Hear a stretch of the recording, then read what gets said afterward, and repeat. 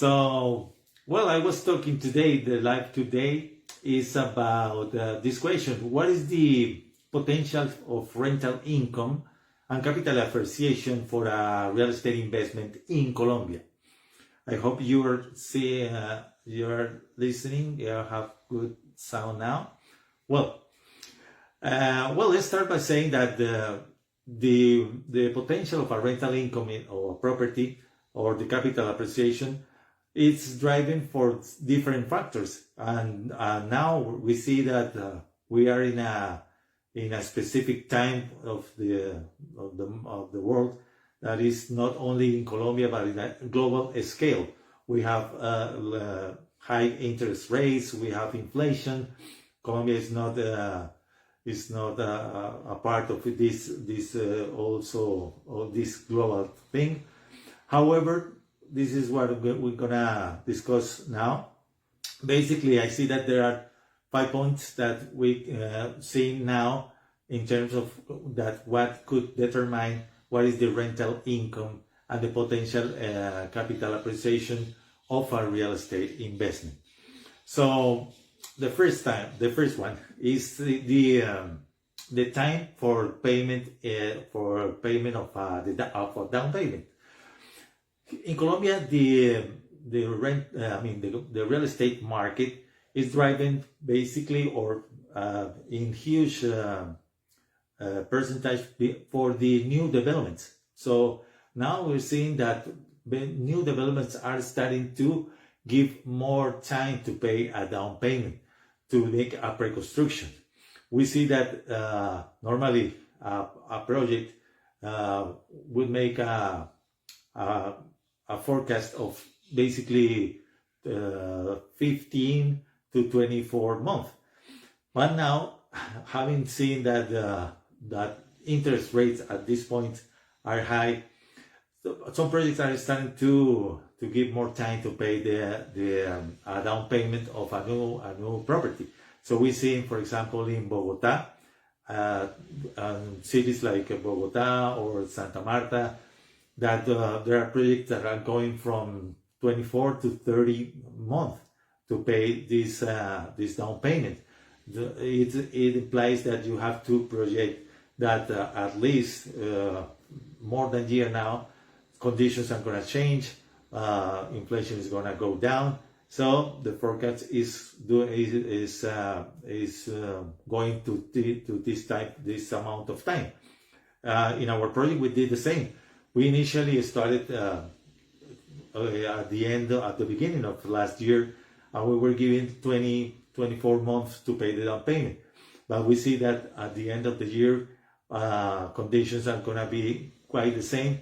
Only around 2 or 10 months or more, things are going to change. So that's why we give more time to pay this down payment. And basically because we are in a segment that is very affected for the amount of the increase of the inflation, that is the housing or the subsidized housing. So that's important to know and see what is going to be the trend of the prices.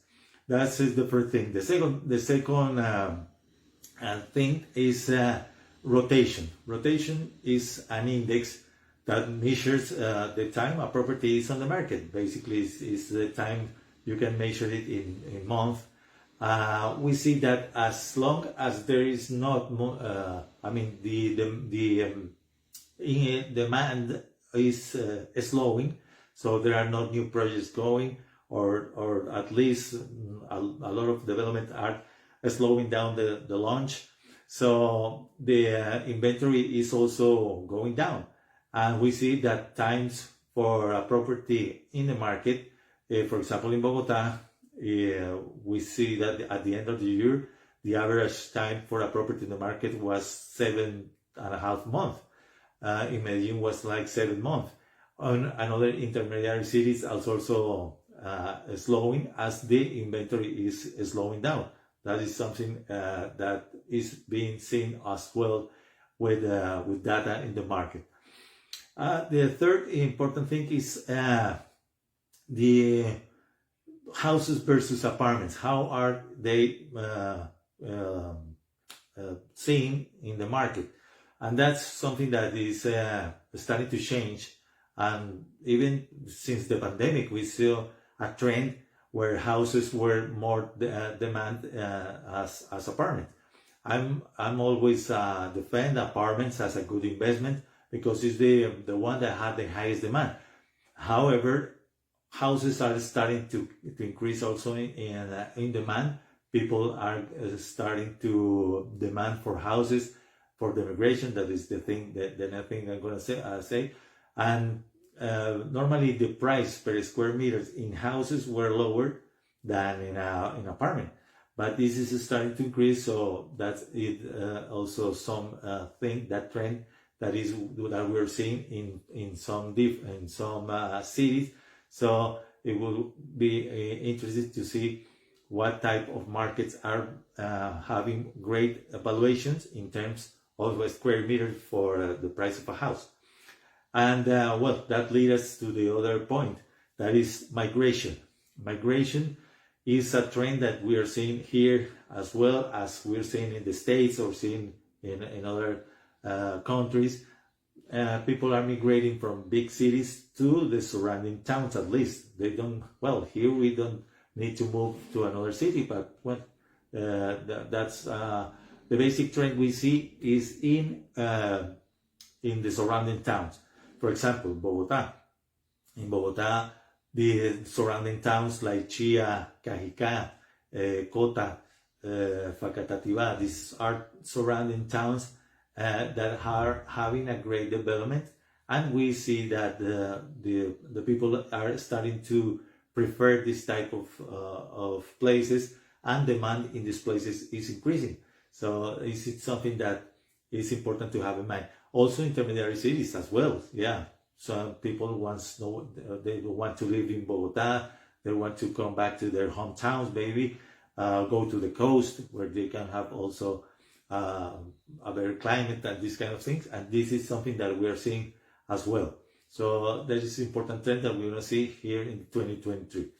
And the fifth point is something that is like I see is the big picture, yeah, and is the increase in demand for for the decrease of households. That's basically the relation. For households, the number of persons that are part of a home basically is that. Well, I grew up with a family of 7. That was 50 years ago. We see a trend that 20 years ago this was slowing down, and the household normally average was around 3 to 4 people in a family. We see now a trend that is even for millennials. You see that millennials wants to have one. They don't want to get married. They want to have only an apartment with a one bedroom apartment. So we're seeing that, and families are also starting to decrease. Well, basically, the couple with 1 kid or 2 kids.